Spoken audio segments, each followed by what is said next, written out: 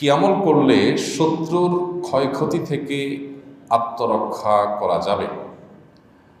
যে আমলের মাধ্যমে শত্রুর ক্ষয়ক্ষতি থেকে বাঁচা যাবে সে আমল হলো নবী করিম সাল্লাল্লাহু আলাইহি ওয়াসাল্লামের শেখানো দুটি আমল আমি বলতে পারি, আরও সাথে কিছু আমল সম্পর্কে বলা যায়। স্পেশালি দুটি দোয়ার কথা বলতে পারি।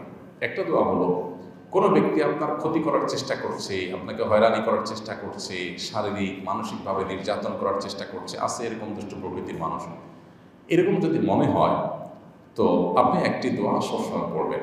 নবী করিম সাল্লাল্লাহু আলাইহি ওয়াসাল্লাম কোনো ব্যক্তি তার ক্ষতি করতে পারে এরকম আশঙ্কা বোধ করলে তার ক্ষতি থেকে বাঁচার জন্য এই দোয়া পড়তেন। দোয়াটা হলো, আল্লাহুম্মা ইন্না নাজআলুকা ফি নুহুরিহিম ওয়া নাউযু বিকা মিন শুরুরিহিম। আল্লাহুম্মা ইন্না নাজআলুকা ফি নুহুরিহিম ওয়া নাউযু বিকা মিন শুরুরিহিম। অর্থাৎ, হে আল্লাহ, যারা আমার ক্ষতির চেষ্টা করছে, শত্রুতা করার চেষ্টা করছে,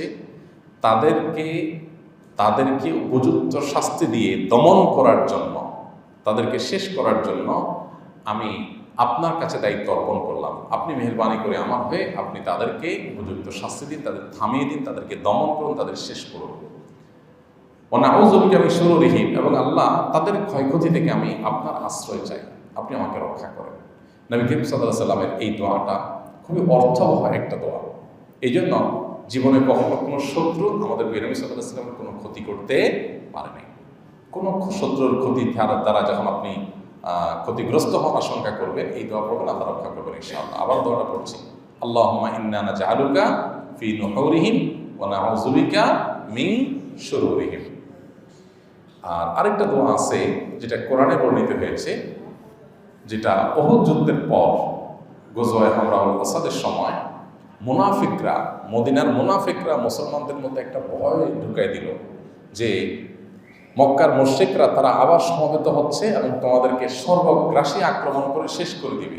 এমনিতে মুসলমানরা উহুদ যুদ্ধে নবী করিম সাল্লাল্লাহু আলাইহি ওয়াসাল্লামের একটা গাইডলাইন থেকে একটু বোঝের ভুল থেকে সরে যাওয়ার কারণে যখন পর্যদস্ত হয়েছে, ৭০ জন সাহাবী শাহাদাত বরণ করেছে, অনেকে আহত হয়েছে, স্বয়ং নবী করিম সাল্লাল্লাহু আলাইহি ওয়াসাল্লামের দাঁত মোবারক ভেঙেছে, রক্তাক্ত হয়েছেন, অনেক সাহাবীরা আহত হয়েছেন, অনেকে শাহাদাত বরণ করেছেন।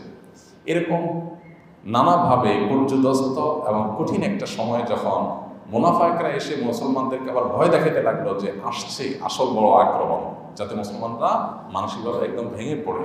এই আক্রমণের কথা যখন তারা শুনেছেন, তখন মুসলমানরা বলেছেন, হাসবুনাল্লাহু ওয়া নি'মাল ওয়াকিল। কি বলেছেন? হাসবুনাল্লাহু ওয়া নি'মাল ওয়াকিল, অর্থাৎ আল্লাহ আমাদের জন্য যথেষ্ট। যেই আসুক না কেন আমাদের ক্ষতি করার জন্য আল্লাহ আমাদের জন্য যথেষ্ট, এবং তিনি সবচেয়ে উত্তম কর্মবিধায়ক।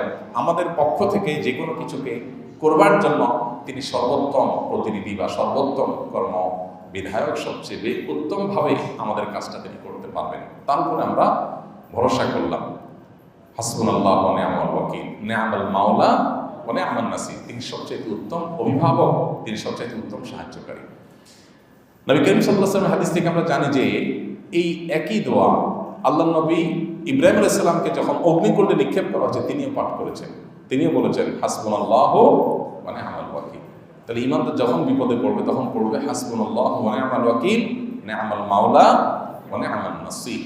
বিশেষ করে কোনো শত্রুতা থেকে, ক্ষয়ক্ষতি থেকে আপনি যদি আত্মরক্ষা চান, তার ক্ষয়ক্ষতি থেকে বাঁচতে চান, তাহলে আল্লাহর কাছে দোয়াটা পড়বেন।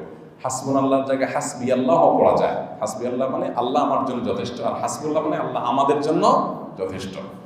তো এক বছর একটা বহু বছর, হাসবি আল্লাহ ওয়া নি'মাল ওয়াকিল, নি'মাল মাওলা ওয়া নি'মান নাসির। তাহলে শত্রুর ক্ষয়ক্ষতি বাঁচার জন্য যে আল্লাহুম্মা ইন্না নাজআলুকা ফি নুহুরিহিম ওয়া নাউযু বিকা মিন শুরুরিহিম, আর হাসবি আল্লাহ ওয়া নি'মাল ওয়াকিল, নি'মাল মাওলা ওয়া নি'মান নাসির, এই দুটি দোয়া পড়বেন। এর বাইরে দুরূদ এবং ইস্তিগফার নিয়মিত করতে থাকেন, ইনশাআল্লাহ আশা করা যায় আল্লাহ তাআলা হেফাজত করবেন। as-Sunnah Foundation